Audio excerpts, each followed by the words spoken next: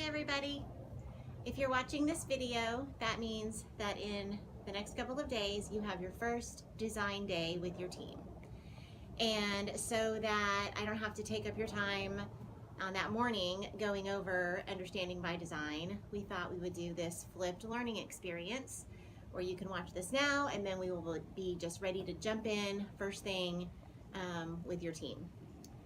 So we wanted to just talk about understanding by design, get us all on the same page for where we will be with your team on your design day. Understanding by design is a way of thinking purposefully about our curriculum planning. It offers a 3-stage design process. In understanding by design, we have a paradigm shift.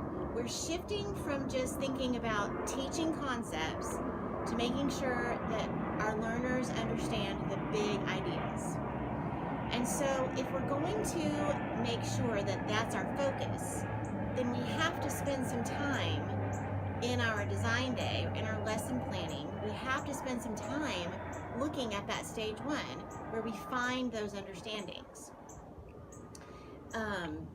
Because we have to, a big saying in understanding by design is that we're keeping the end in mind.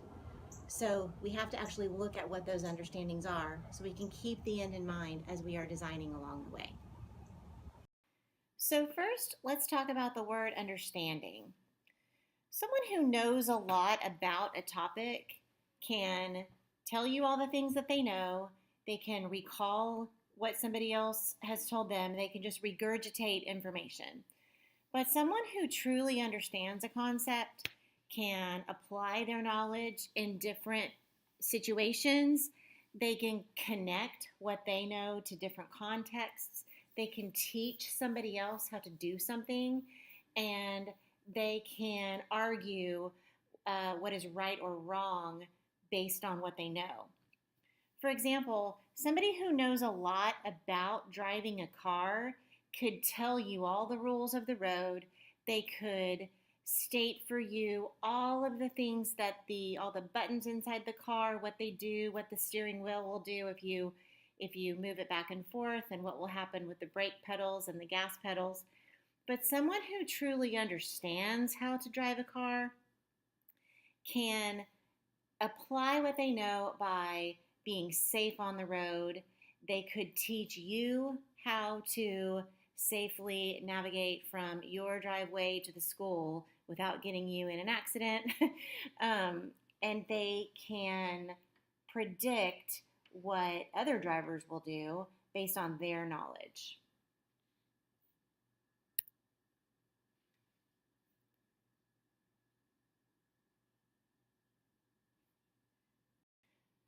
From Grant Wiggins and Jay McTighe, who wrote the Understanding by Design Guide, at this point, we note the term is multifaceted, that understanding is something different from merely knowing, and that the goal of understanding therefore involves more sophisticated instruction and assessment than teaching for knowledge and skill alone. If the goal is understanding by design, we will need to plan mindful of these things. So here's a good graphic that kind of explains the paradigm shift we're wanting to have. Instead of starting with, planning our daily lessons and then planning an assessment and then seeing how the kids did and move on, we are wanting to first identify those desired results and then determine the acceptable evidence and then plan the learning experiences.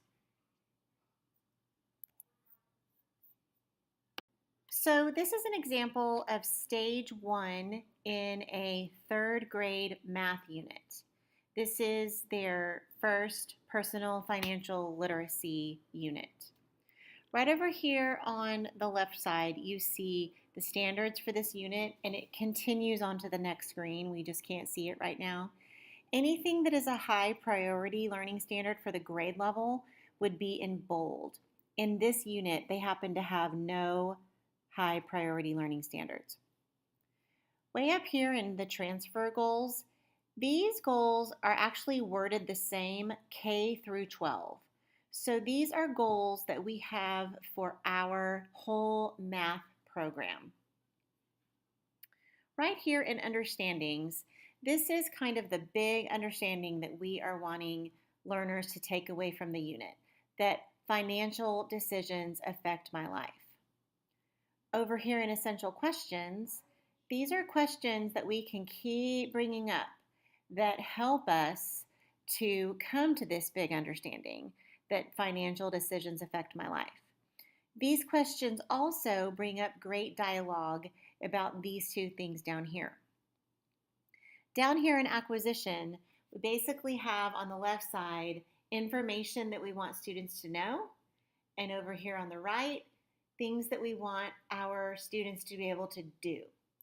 So this is kind of like the big content. These are the big ideas that you are covering in knowledge and skills for the unit. All of these things you want to keep in mind the whole time you are planning lessons, and especially as you're looking at assessments. Are we assessing what our learners can know and do on these topics? And also, are we assessing this big understanding right here that financial decisions affect my life? These three boxes are more information that you have available to you in stage one. And we can tell that we are still in stage one because we see the blue on these bars.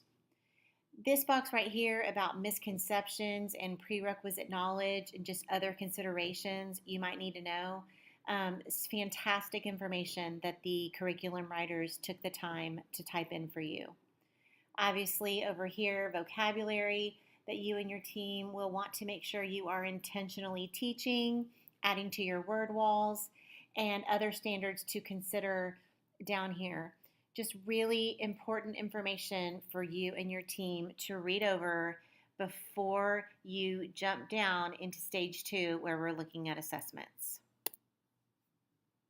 So now we get to stage two of that same unit, that same third grade unit on personal financial literacy.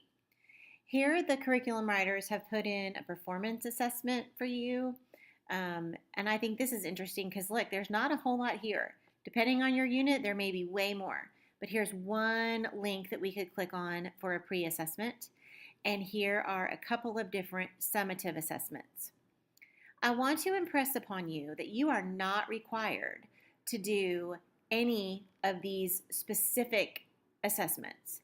You obviously will want to do some assessments to make sure that kids are understanding what you want them to understand and that they can know and be skilled at the things that you need them to know and be skilled at. You do not have to do these though. You can create your own. But the curriculum writers have put these in here and they felt like this would be a great way to assess that. You might look at the assessment and decide, I think I could do it a better way. And you are totally free to do that. But these assessments are here for you to choose from and to consider.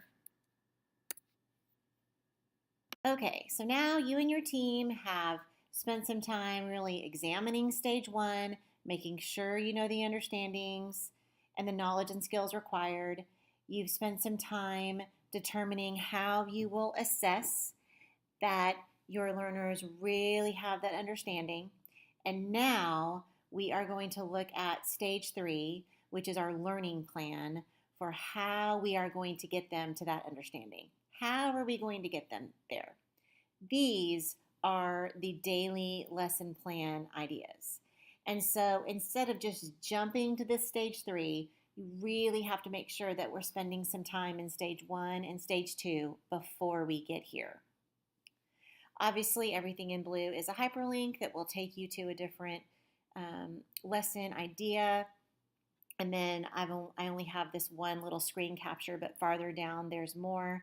Depending on the unit, you might have a lot more things listed here. This is a relatively short unit for third grade. And just like in stage two, you are not required to do any of these things right here. These are just ideas for you. You might have other ways that you feel you have done in the past that really get the kids to that understanding better. And so by all means, you should use those. But these might be new ways to teach the concept that you haven't seen before. So you and your team might spend a little bit of time looking at these and evaluating. Do we want to use these? Do we think that these are a good way to get kids to that understanding? And go from there.